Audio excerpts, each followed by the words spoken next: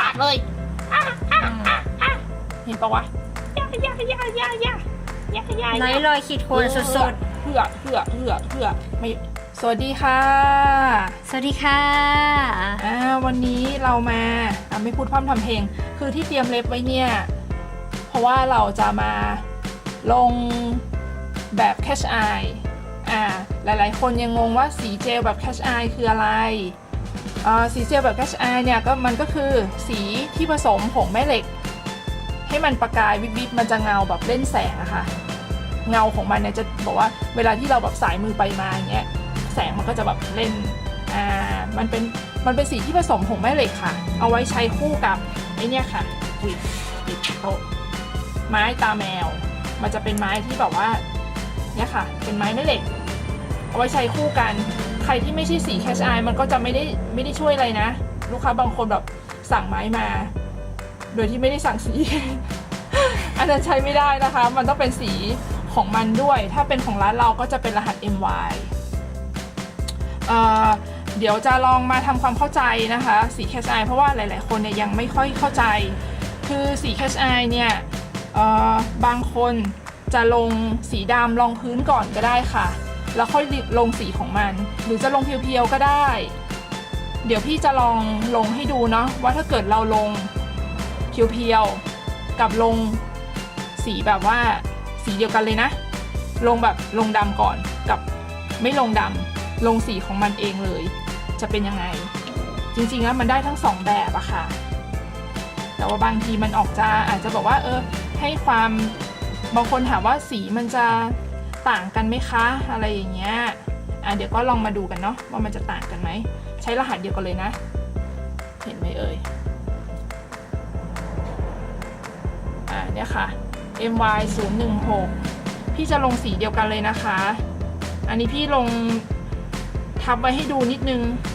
ทาเลยเรียบร้อยแล้วเพราะว่าถ้าใครยังไม่เข้าใจเรื่องการทาสีแบบเบื้องต้นเนี่ยไปดูคลิปเก่านะคะอันนี้พี่ไม่อธิบายแล้วนะพี่ลงเบสโค้ดแล้วก็ลงแบบสีดำไว้1อันแล้วก็ไม่ลงสีดำเลย1อันเดี๋ยวเรามาลองดูว่ามันจะต่างกันไหมเดี๋ยวค่อยมาอธิบายอีกทีนึงเพราะว่าบางคนเนี่ยทำไมแบบว่าไอ้วิงของฉันเนี่ยขึ้นบ้างบางคนก็บอกว่าส่วนใหญ่พี่ไม่ค่อยเจอนะว่าไม่ขึ้นนะแต่ว่ามันจะมีกรณีบางกรณีค่ะที่ใช้ไม้แม่เหล็กผิดแล้วมันหายไปมันคืออะไรนะโอเคลองลงดูเลยนะรหัสสีเดียวกันนะพี่ลงทับเลยเพราะว่าเดี๋ยวสีทองนี่ที่เห็นนี่คือพี่จะเอาออกค่ะกับสีเดียวกันเลยนะคะจริงๆมันสวยทั้งสองอย่างอะสี Catch Eye บางทีแบบว่าลงอย่างนี้ก็สวยนะลงแบบว่าฉันไม่ใช้ไม้แม่เหล็กเลยเนี่ยมันก็จะให้สีแบบเป็นเมทัลลิกละเอียดไม่ใช้ไม้แม่เหล็กเลยก็สวยอยู่ดีแหละ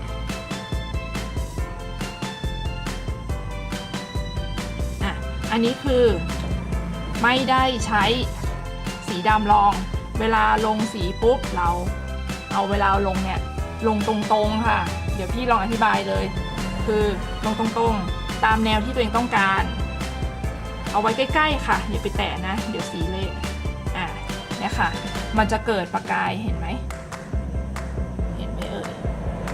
ก็จะเห็นนะคือเอาวางตรงๆวางตรงๆเนี่ยค่ะแต่ว่าบางคนเนี่ยทำแล้วทำไมมันหายไปเดี๋ยวพี่ให้ดูนะ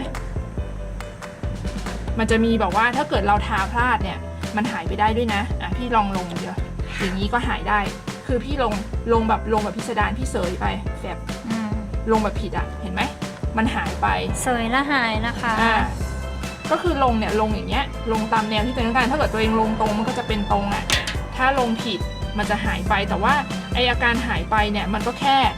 ไปอยู่ด้านข้างหรืออะไรเงี้ยมันทำให้ประกายแสงมันหายไปเท่านั้นเองวิธีแก้ก็ไม่มีอะไรมันไม่ขึ้นใช่ไหมก็ทำใหม่เกี่ยมันเข้ามาใหม่ลงให้มันกระจายตัวใหม่ให้ผงแม่เหล็กมันกระจายตัวอีกรอบหนึ่งแค่นั้นเองแล้วก็ทาบใหม่ทาบไปตรงๆค่ะตามที่ตัวเองต้องการอย่าไปลงผิดถ้าลงผิดก็ไม่มีอะไรนะก็แค่ทาใหม่แล้วก็ลองทาบใหม่ถ้าไม้แม่เหล็กเนี่ยมันปิ้นด้านก็มันทำไมมันหายไปก็ตัวเองก็กลับมาอีกด้านหนึ่งแล้วกันเพราะว่าพี่ไม่รู้ว่ามันจะด้านไหนนะหน้าตาเหมือนกันหมดปิ้งเห็นไหมมันจะขึ้น ขึ้น วิบวับวิบวับ อ่ะทีนี้พี่มาลองดูว่าไอ้นี่ลงพื้นดำกับอีนี่ไม่ได้ลงพื้นดำอ่ะสีต่างกันไหมอ่ะมันก็ต่างกันนิดนึงเนาะแต่ถ้าเกิดเราลง2 รอบสมมติว่าพี่อบอ่ะพี่เปิ้ลเคยลองละถ้าลงสีเนี้ยจริงๆอ่ะ2 รอบมันจะเกิดอะไรขึ้นมันก็จะเข้มใกล้เคียงกับที่เราลงดำนั่นแหละมันจะต่างเฉดกันแต่ว่าต่างกันน้อยมากนิดเดียวแต่ถ้าให้ประหยัดสี Catch Eye อ่ะใครใช้วิธีลงพื้นดำก่อนก็ได้หรือว่าลงสีพื้นที่ใกล้เคียงกันค่ะอย่างเช่นเฉดเนี้ยลงออกน้ำเงินเขียวใช่ไหมถ้ามีใครมีสีที่ออกน้ำเงินเขียวคล้ายๆกับเฉดเนี้ยก็สามารถที่จะเอามาลงเป็นรองพื้นแทนสีดำได้แล้วค่อยเอาสี Catch Eye ในลงจะได้ลงรอบเดียวแบบนั้นก็ได้ค่ะ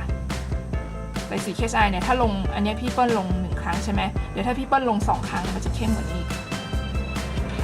แล้วก็อีกอย่างหนึ่งอันนี้ลองลงแบบนี้ให้ดูเฉยๆนะลงแบบครั้งเดียวแต่จริงๆแล้วเดี๋ยวพี่เปิ้ลจะลองลงเดี๋ยวนะอยากลงแบบว่าให้ประกายมันมีหลายเส้นอะหลายแฉกอะอันนี้ลงไปแฉกเดียวเลยแล้วกันเพราะมันลงไปแล้วถ้าเกิดลงแบบว่าประกายหลายแฉกจะเป็นยังไง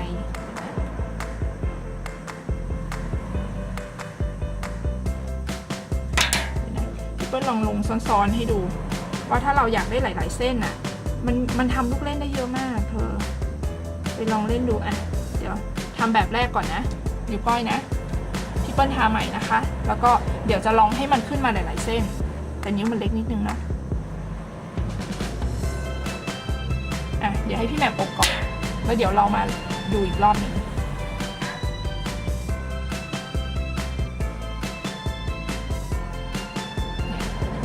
พี่เปิ้ลลงเห็นไหมพี่เปิ้ลให้มันอยู่ในเส้นนี้นะอบก่อนอบแล้วกลับมาอีกรอบหนึ่งจริงๆลงสีอื่นก็ได้นะอันนี้ลงสีเดิมก่อนนะแต่ว่าจะให้มันมีหลายๆแฉกลงทับแต่ว่าพี่เปิ้ลจะลงไม่หมดนะลงแค่ครึ่งเดียวเพราะว่าเราอยากให้มันเกิดประกายจริงๆลูกเล่นมันเยอะเธอถ้าเธอเอาไปใช้เห็นหรือเปล่าดึงดูกล้องเลย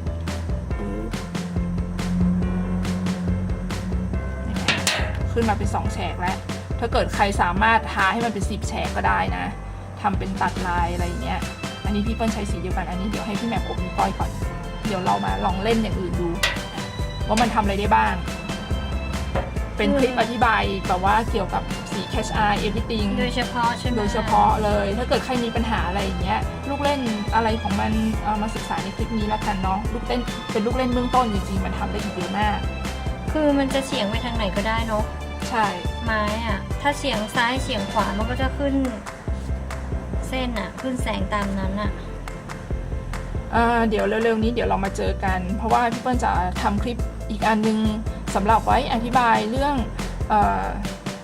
สีเจลแบบทุกเรื่องเลยอะค่ะบางคนยังมีความสับสนเกี่ยวกับสีเจลเกี่ยวกับเครื่องอบมันมีหลายเรื่องเนาะเดี๋ยวลองน้ำยาล้างเงี้ยอะไรแบบเนี้ยเดี๋ยวเราจะมาปล่อยของกันปล่อยของปิ้วเป้าปิ้วเป้าปิ้วเป้ากันก่อนปีใหม่นี้ใช่แล้วอบเสร็จยังเห็นไหมมันขึ้นมาเป็น2 อันมันเก๋เห็นปะนี่ก็เนี่ยชี้กะชี้จริงมันจะขึ้นให้ขึ้นอีกหลายๆเส้นเลยก็ยังได้นะแล้วแต่ความถนัดอันนี้ขึ้น1 เส้นพี่เปิ้ลจะลองใช้สีอื่นดู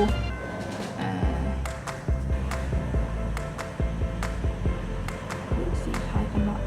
ใช่ไหมเธอไม่มันมีออกโทนแดงด้วยนะลืมไหมนั่นไงไม่ทันละลงเลยแดงมันแบบมันทำง่ายๆมันสนุกเนาะใช่สนุกทำเป็นแบบลายดอกไม้ตัดเป็นแฉกอย่างเงี้ยทำเป็นลายดอกไม้ก็ได้นะแต่ถ้าใครขยันนะวันหลังเรามาลองเล่นผสมกับอย่างอื่นดูพี่เปิ้ลลงผสมเลยนะหลายๆเฉดลงจริงด้วยมันต้องลงทีละครั้งสิวะลืมโอเคเอาอันนี้ก่อนเอาทีละสี ราะว่าอยากจะให้มันขึ้นเพราะว่าถ้าเกิดเราเอาตาแมวเดี๋ยวอธิบายให้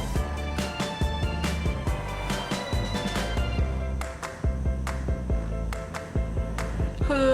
ถ้าเกิดเราตาแมวเราทาพรึบเลยอะแล้วเราเอามาวางลายวางอะ1 ครั้งเนี่ยมันจะขึ้นลายแค่ครั้งเดียวเท่านั้นแหละสมมติว่าพี่เปิ้ลแบ่งช่องไว้อย่างเงี้ยแล้วพี่เปิ้ลทาพืชสมมติว่าทาสมมุติว่าพี่เปิ้ลแบ่งนะแบ่งว่าเป็นน้ำเงินแดงน้ำตาลเขียวแต่พี่เปิ้ลทาครั้งเดียวเลยแล้วพี่เปิ้ลเอาไม้วางป้าบมันจะขึ้นเส้นแค่1 อันเท่านั้นแต่ถ้าเกิดพี่เปิ้ลอยากให้ขึ้นตอนเนี้ยพี่เปิ้ลวางลงช่องทีละสีเนี่ยค่ะเพราะว่าพี่เปิ้ลอยากให้1 ช่องขึ้นลายแบบนี้1 อันโดยที่ไม่เกี่ยวกันพี่เปิ้ลต้องลงทีละช่องแล้วก็อบไปทีละ1 ครั้ง1 ครั้ง1 ครั้งเท่านั้นก็คืออย่างนี้มันจะได้ลายเห็นไหมขนาดวางใกล้ๆกันมันยังหายเลยดูสิเห็นไหมมันโดนพอมันโดนกันแล้วมันแบบไอตัวแม่เหล็กอะ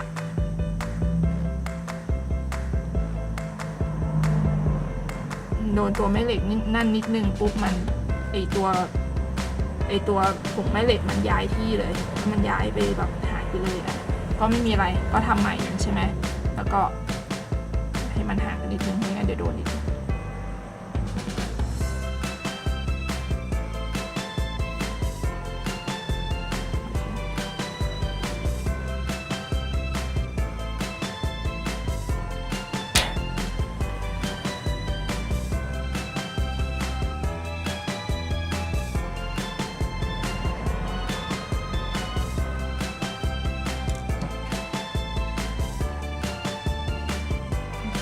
อบเลยค่ะอบมาขั้นตอนหนึ่งละเนี่ยถ้าเกิดพี่เปิ้ลแบบว่าทาพร้อมกันเลยนะสมมติว่าพี่เปิ้ลจะลงแดงให้พี่เปิ้ลลงสีนี้ปั๊บแล้วพี่เปิ้ลลงสีแดงทันทีปั๊บแล้วพี่เปิ้ลเอาไอ้เนี่ยทาบเลยปังเข้าไปอย่างเงี้ยมันจะได้ประกายมา1 อันเท่านั้นแต่ถ้าเกิดเราต้องการหลายๆแฉกอะถ้าเราต้องการหลายๆแฉกอะเราต้องทำทีละอันจริงๆทำ1 สีแล้วก็อบทำ1 สีแล้วก็อบเนี่ยค่ะอย่างเงี้ยต้อง3 ครั้งอีนี่ก็เนี่ย4-5 ครั้งเนี่ยไม่งั้นมันจะหายหมดเลยแล้วก็เวลาเราเอานิ้ววางใกล้ๆกันน่ะวางอันนี้ปุ๊บเราทาอันนี้ใช่ไหมมันอยู่ใกล้กันบางทีแบบละอองอีตัวเนี้ยมันไปโดนไอตัวนี้ด้วยแฟบอีนี่หายมันเป็นไปได้นะก็คือถ้ามันหายก็คือเช็คนิดนึงแล้วก็ทาใหม่ไม่มีอะไรเราก็ทาใหม่แล้วเราก็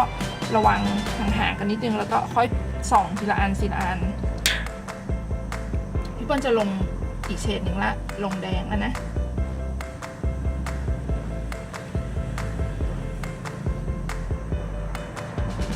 ถ้าเกิดใครบอกว่าอยากซื้อที่มันเป็นสติกเกอร์แบบก้านสีเล็บอะก็ใช้อย่างเงี้ยก็ดีนะมันโค้งตามรูปเล็บได้ดีแต่ว่าไม่ใช่โค้งแบบโค้งอย่างพวกที่บอกว่าลายฝรั่งเศสนะพวกนั้นมันไม่ได้พวกนั้นมันต้องฟรีแฮนด์ดีที่สุดถ้าเป็นอย่างเงี้ยลายตัดเส้นเฉยๆอย่างเงี้ยก็ง่ายดีแต่ก็อันนี้คือมันหลายเส้นมากไงถ้าเราไม่มีสติกเกอร์ตัวเนี้ยค่อยๆนั่งแบบวาดเอาทีละเส้นมันก็ทำได้นะแต่อันนี้พี่เปิ้ลเอารวดเร็วนะคะ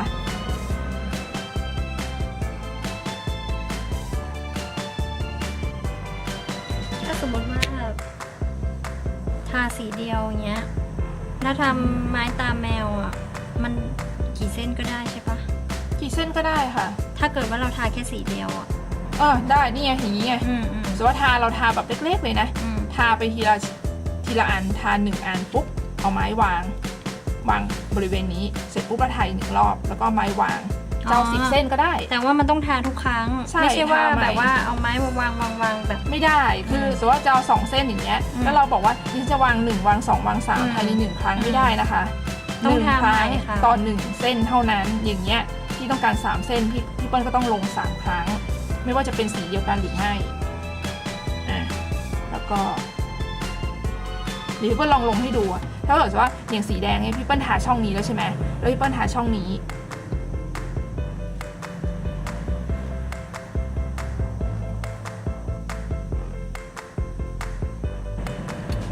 ทาอีช่องเนี้ย2 อันถูกไหมแล้วพี่เปิ้ลบอกว่าที่ฉันอยากได้2 เส้นค่ะ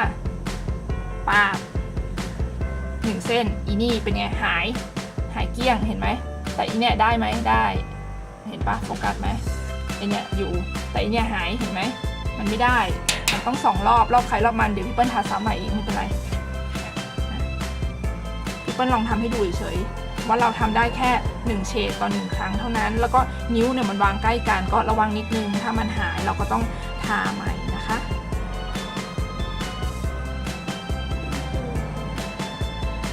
โอเคอบแล้วเดี๋ยวเรามาลงใหม่ถ้าพี่เปิ้ลจะลงบอกว่าตายแล้วดิฉันจะลงแดงมุมนี้ค่ะแล้วน้ำเงินมุมนั้นดิฉันลงพร้อมกันเลยแดงกับน้ำเงินแล้วดิฉันก็วางป้าบให้มันบอกว่าดิฉันจะเอาแดงตรงนี้แล้วก็1 แฉกมันจะหายไปเลย1 ครั้งเท่านั้นนะคะอบแล้วลงต่อไปขอลงแดงทีเดียวเลยเพราะว่าเดี๋ยวจะล้างคู่กันทีเดียวเลยแต่ต้องลงทีละครั้งนั่นแหละลงตรงนี้เมื่อกี้ที่เราโชว์ให้ดู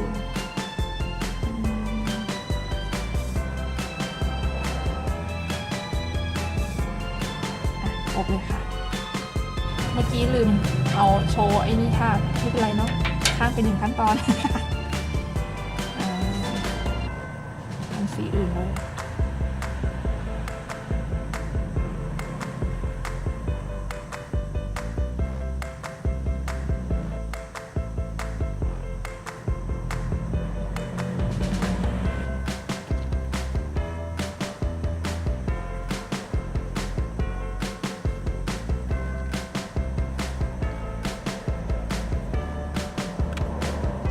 อบค่ะทำไปทีละขั้นค่ะโอเคลงช่องสุดท้ายแล้ว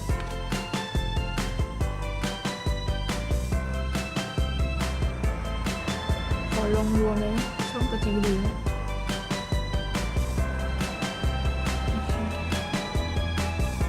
พี่เปิ้ลจะลงอีกพี่เปิ้ลก็ลงได้นะพี่เปิ้ลลองให้ดู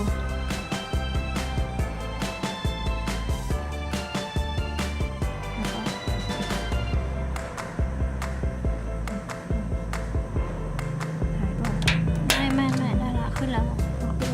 ขึ้นแล้ว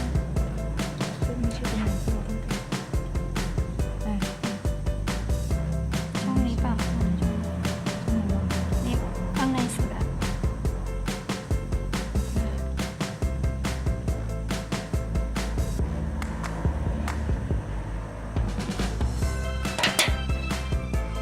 มันไม่ได้อยู่ในบริเวณที่ตัวเองต้องการก็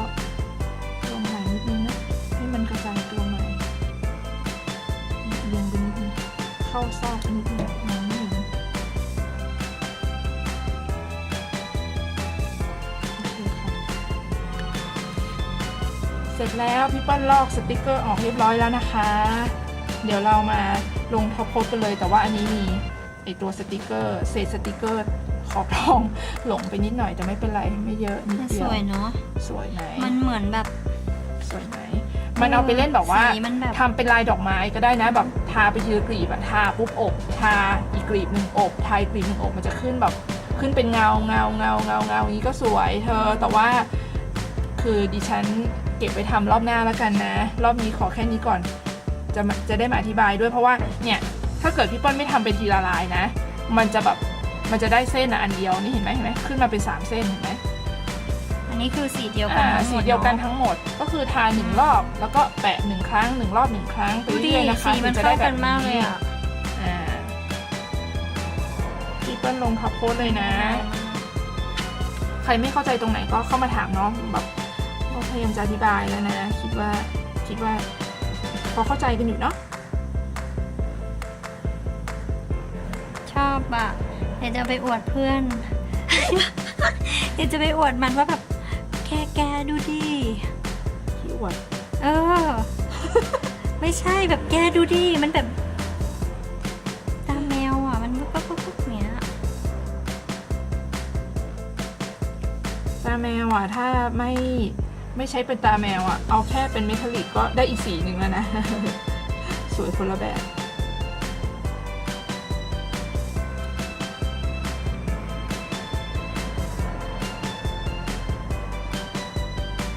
มีความเข้าใจผิดกันเยอะมากเรื่องแบบ ำไมสีไม่แห้งเครื่องอบฉันไม่ดีเหรอเครื่องอบฉันไม่แรงพอเหรออะไรเงี้ยคือเครื่องอบมันก็มีความสำคัญนะแต่ว่าสิ่งที่สำคัญที่สุดคือสีเจลนะคะคุณภาพของมันไม่ได้ต่างจากเสื้อผ้าเลยที่มันจะมีหลายเกรดหรืออะไรแบบเนี้ยเดี๋ยวเรามาคุยกันชัดๆคลิปหน้าเนาะมันมีหลายคนที่เข้าใจผิดหลายอย่างมากนิ้วโป้งพี่เปิ้ลยังไม่ทำนะ ก้อยไหม อ้าวลงแล้วไม่ใช่หรอ ไม่นะ ลงแล้ว ก้อยปะ ลงแล้ว เอาเหรอ นิ้วโป้งพี่เปิ้ลยังไม่ทำนะเพราะมันทำแล้วมันอยู่คนละฝั่งกับพี่เปิ้ลนะพี่เปิ้ลไม่ค่อยถนัดเท่าไหร่เดี๋ยวอบพับพ้นแล้วเดี๋ยวมาชมกันใกล้ๆสวยไหมสวยเนาะ มาก ถูกใจอีกแล้วอ่ะมันแบบมันเหมือนแบบ ลงหนึ่งสี ใช้ไม้ตาแมว1 ครั้งนะถึงจะได้แบบนี้ลงสีพร้อมกันแล้วลงไม้ตาแมว1 ครั้งไม่ได้นะคะ ถ้าใครงงก็มาถามก็ได้นะ แต่ว่าดูคลิปแล้วพยายามทำความเข้าใจเองมันจะง่ายกว่าอธิบายเป็นตัวหนังสือยากกว่านะ โอเคค่ะพี่เปิ้ลจะลองทำพิธีกรรมตามเดิมลาเดี๋ยว บริซ่า มันเป็นโลโก้เราไปแล้วล่ะ เด้งได้ ปากเลยเห็นปะวะน้อยรอยขีดข่วนสุด เพื่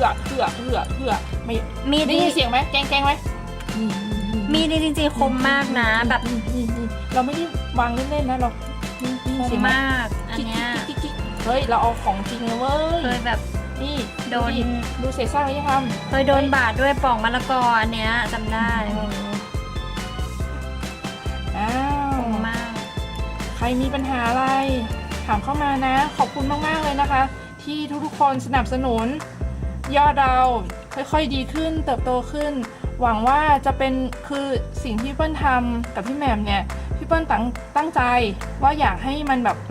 เป็นสิ่งที่ดีกับทุกๆคนจริงๆอ่ะเท่าที่พอจะทำได้เลยอะนะแบบอยากให้ทุกคนได้ใช้ของดีๆอ่ะแล้วก็คนที่ไปเปิดร้านอ่ะเนาะก็อยากให้ได้ใช้ของดีๆนะลูกค้าเราอ่ะก็จะประทับใจถ้าเราใช้ของดีๆให้เขามันเหมือนซูชินะคะที่แบบวัตถุดิบดีเนี่ยเราไม่ต้องทำอะไรมากมันก็อร่อยถ้าเราฝีมือดีแต่ของเราไม่ดีเนี่ยเนื้อเน่ามันทำให้เป็นเนื้อสดมันไม่ได้นะ